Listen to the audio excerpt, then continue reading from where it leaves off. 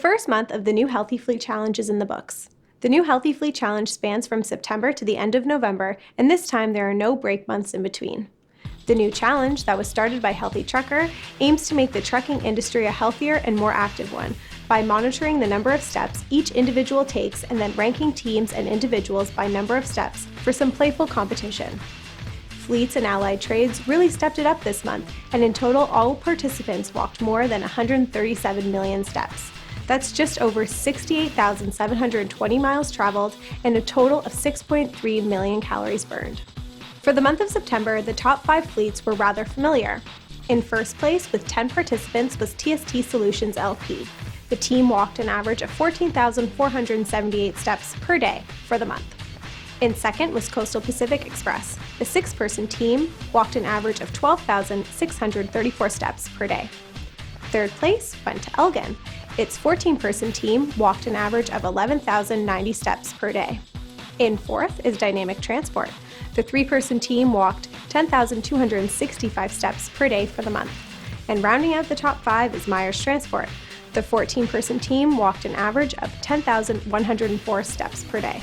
In first, walking a whopping total of 865,000 steps for the month, is Margus Sulep from Canada Cartage.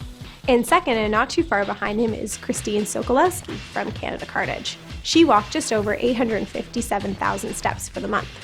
In third is Ralph Garcia of ABF Freight. He walked more than 671,000 steps. In fourth is Nate McCarty, also of ABF Freight, who walked 648,000 steps for the month. And rounding out the top 5 is Alan Norton of Elgin, who walked 643,000 steps in September. As always, Healthy Trucker encourages you to keep on stepping, and this month its representatives, Andrea Morley and Melody Champion, have a brand new healthy tip for you to try. Take a look. Hi, I'm Melody Champion, and this is Andrea Morley, and we're from Healthy Trucker.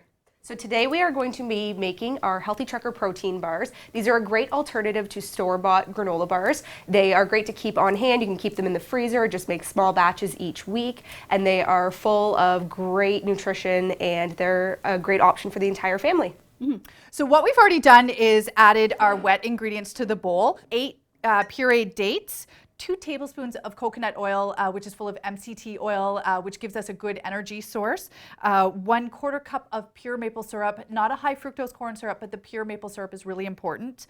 1/2 cup of all natural peanut butter. So again, without the preservatives, no added salt, no added icing sugar, whatever. It has to be the all natural peanut butter. So that's the best source for your body for protein. And 1 teaspoon of vanilla extract as well.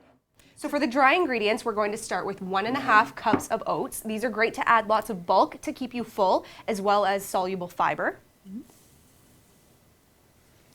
We have 4 scoops of vanilla protein powder, which is a whey protein powder. If you are a vegetarian or a vegan, you are free to use a vegan source protein powder. Vega and Sun Warrior both make really good options for that kind of protein powder. We have 1/2 cup of cocoa powder, which is a dark cocoa powder, which is perfect for plenty of antioxidants and will give a nice, rich, chocolatey flavor. 1/2 cup of shredded coconut, which will again add bulk like the oats did, as well as a nice coconut flavor. And we have 1/2 cup of dark chocolate chips, which are going to give a rich chocolatey flavor, and you'll get the little bites of chocolate throughout. But we're not doing milk chocolate because that adds a lot of sugar to something that is already relatively sweet. And finally, we have 2 tablespoons of chia seeds, which are great to hold on to water and keep them nice and moist, and also add omega-3s and fiber. Now, as an alternative to the dark chocolate chips, we can change it up by adding some dried fruit, maybe some walnuts and white chocolate chips, just to change up the flavor. If you're not fond of the chocolate, you can add some dried fruit instead. So when we're done with all this, we'll add it to a pan, flatten it out. I put it in the freezer for a few minutes to let it solidify a little bit, and then slice it. And then we end up with bars exactly like this. You can cut them into whatever size you would like, whatever portion sizes suit you the best. So here we have squares that are about 1 inch to 1.5 inches, but again, whatever you like. So these squares, slightly larger than this, are about 220 calories per square. Tons of fiber, protein, and essential fatty acids.